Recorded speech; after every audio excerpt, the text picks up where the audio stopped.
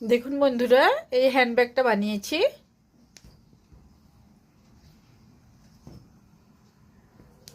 তার জন্য আমি 15 ওয়্যার্স নিয়েছিলাম। ব্ল্যাক কালারের ডিস্কো ওয়্যার 15 ওয়্যার্স নিয়েছিলাম। আর রানিং ওয়্যার হিসেবেও ইউজ করেছিলাম বেসটা বানানোর জন্য ব্ল্যাক কালারের ওয়্যার। আর প্রত্যেকটা ওয়্যারের মেজারমেন্টস হচ্ছে 5.5 ফিট করে।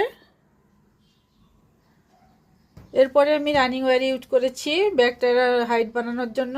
পিঙ্ক কালারের ওয়্যার ইউজ করেছি বন্ধুরা। পিঙ্ক কালারের ওয়্যার ইউজ করে 17 নটস বানিয়েছি উপরের দিকে। তো এইভাবে বানিয়ে ব্যাগটা বানানো হয়ে গেছে বন্ধুরা। আর 3 ওয়্যার্স দিয়ে হ্যান্ডেল বানিয়েছি পিঙ্ক কালার।